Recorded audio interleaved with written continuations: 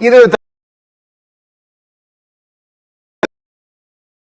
and in the article he writes this. The student says to him when he asked a question, "It was a good book," the student told the 14 others in the undergraduate seminar I was teaching, "and it included a number of excellent illustrations, such as photographs of recent Civil War manuscripts."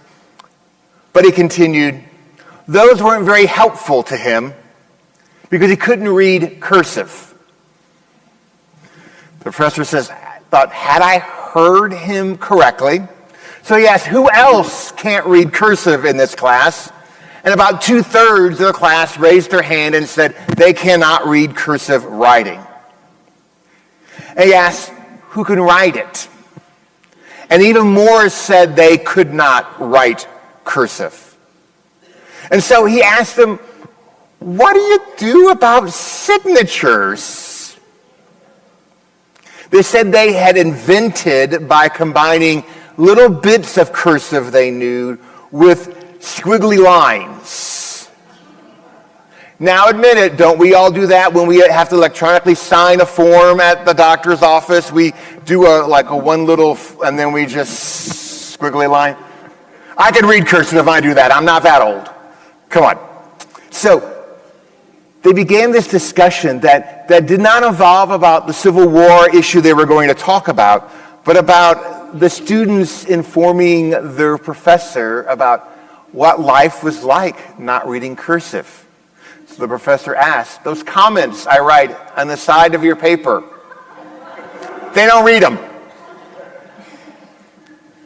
The notes their grandparents sent to them in birthday cards, they have their parents read them to them." See, in 2010, cursive writing was eliminated from the Common Core standards for K through 12 education. And this is not a sermon to talk about Common Core or the importance of cursive writing or all of that. Because the Common Core did already what was happening in schools with the cursive writing just kind of fell off the spectrum. And so the decline of cursive writing is inevitable. And so those students couldn't read the manuscripts that they were given from the 1860s to understand the Civil War, which is a common thing when you teach history. You give the students the manuscripts that you're talking about so they can read them and they can develop their own ideas about the manuscripts, not what someone else has told them about the manuscript. Teaching them to think. But they couldn't read any of that. And in the gospel lesson today, the Pharisees have a hard time reading what's in front of them.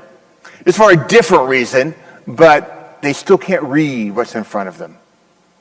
They approach Jesus in the temple in the Gospel of Matthew. You have to remember, this story takes place within this time period when the conflict between Jesus and the religious leaders of the day is increasingly more intense as they leads up to Jesus' trial and death.